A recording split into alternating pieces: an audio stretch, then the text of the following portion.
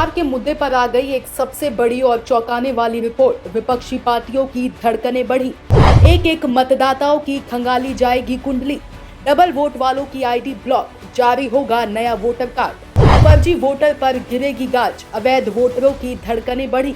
विपक्षी दलों को सबसे बड़ा झटका। लखनऊ में एसआईआर के खिलाफ सड़क पर उतरा विपक्ष, पुलिस ने दौड़ाया ब्रजेश पाठक का सबसे बड़ा ऐलान, मचा हड़कंप।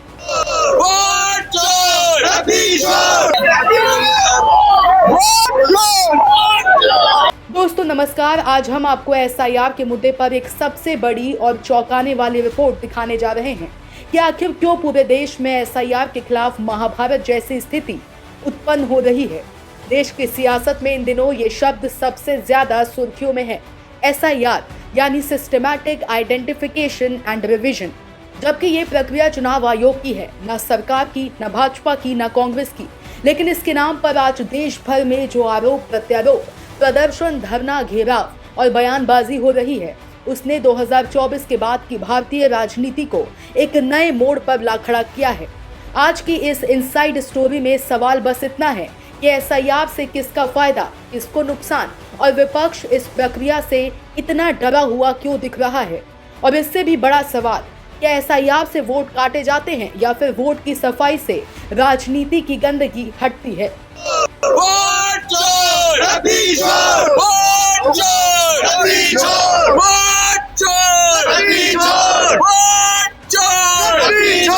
लखनऊ में बृहस्पतिवार को ये वही तस्वीर दिखी जो बिहार में एसआईआर लागू होने के बाद देखी गई थी।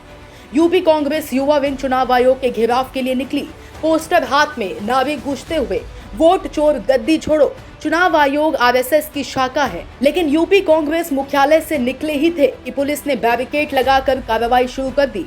कई कार्यकर्ता हिरासत में लिए गए, माहौल तपा, नारे और उग्र हुए और पूरा विवाद फिर से एसआईआर पर अटक गया। एसआईआर के नाम पर सही वोट काटे जा रहे हैं और फर्जी वोट जोड़े जा रहे हैं, जिसको लेकर के जो वहाँ के स्थानीय बीएलओ तैनात किए गए उनके ऊपर बहुत तगड़ा प्रेशर है।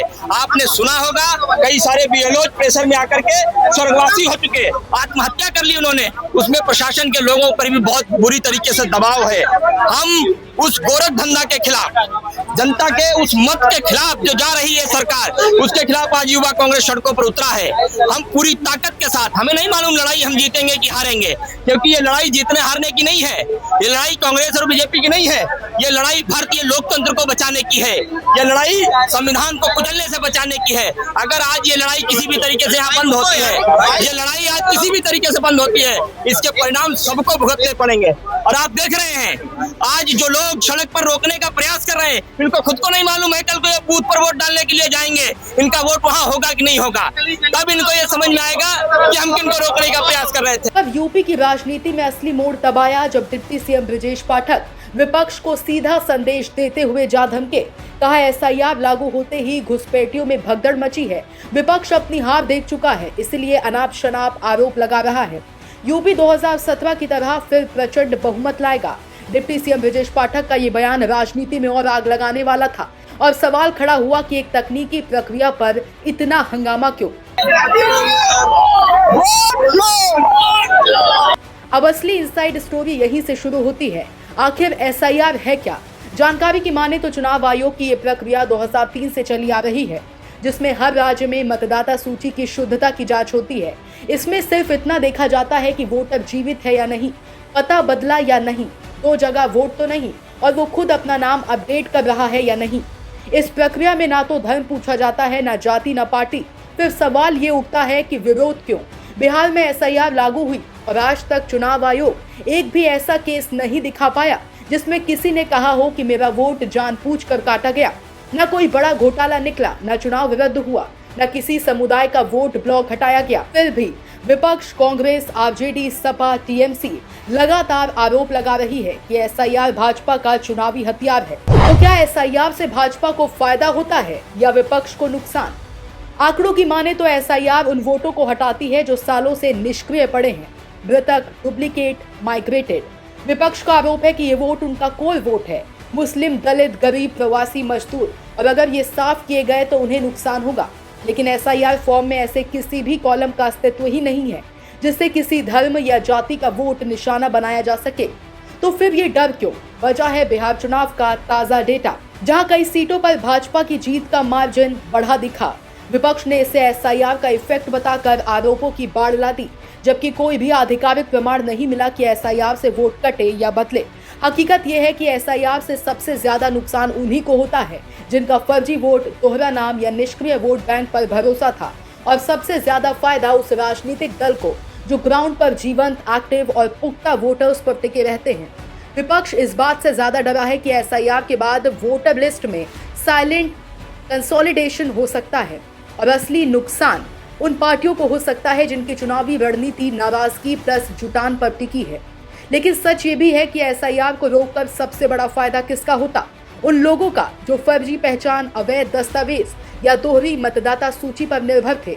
इन्हीं संदिग्ध वोटों पर डिप्टी सीएम पाठक का घुसपैठिए भाग रहे हैं वाला बयान राजनीति को और भड़का गया। अब सवाल, क्या एसआईआर जरूरी है? जवाब है हाँ, क्योंकि भारत में हर चुनाव में 5 से 7% वोट ऐसे पाए जाते हैं जो या तो मौजूद नहीं या दोहराए हुए होते हैं, और ऐसे वोट लोकतंत्र को कमजोर करते हैं। आज एसआईआर का विरोध ज्यादा है, लेकिन कोई ठोस प्रमाण नहीं कि ये वोट काटने की साजिश है। विपक्ष इसे मास्टर स्ट्रोक मानता है, जबकि चुनाव आयोग कहता है ये सिर्फ सफाई है, और भाजपा इसे अपने लिए फायदे का खेल बताते हुए खुला समर्थन दे रही है। लखनऊ में बृहस्पतिवार का ये बवाल, कांग्रेस का घेराव, पुलिस की कार्रवाई, डिप्टी सीएम का तीखा बयान, ये सब मिलकर साफ कर देते हैं कि एसआईआर अब सिर्फ प्रक्रिया नहीं है, ये राजनीति का नया युद्ध है। सवाल यह है कि क्या एसआईआर पारदर्शिता की जीत है या विपक्ष के डर की प्रतिक्रिया? क्या ये वोट की सफाई है या एजेंडा की लड़ाई? और क्या 2027 में यूपी वाकई 2017 दोहराएगा, या एसआईआर आने वाले चुनावों की सबसे बड़ी राजनीतिक बहस बनने वाला है? यही थी आज की इनसाइड स्टोरी, फैक्ट, पॉलिटिक्स और ग्राउंड रिएक्शन की मिश्रित रिपोर्ट। आगे इस मुद्दे पर राजनीति और कितनी गर्म होगी, ये आने वाले दिनों में पता चलेगा। Bureau report, DK Tripathi, Saam TV digital, Uttar Pradesh. Subscribe करें साम टीवी, क्योंकि हम आ गए हैं अब आपके बीच, दिखाएंगे सत्ता के वादों और अपराधियों के एक एक कारनामे की हकीकत। और हाँ, अगर आपके पास भी हो कोई ऐसी खबर तो कमेंट करके हमें बताएं, क्योंकि बिना डर और दबाव के हम दिखाते हैं हर एक खबर डंके की चोट पर।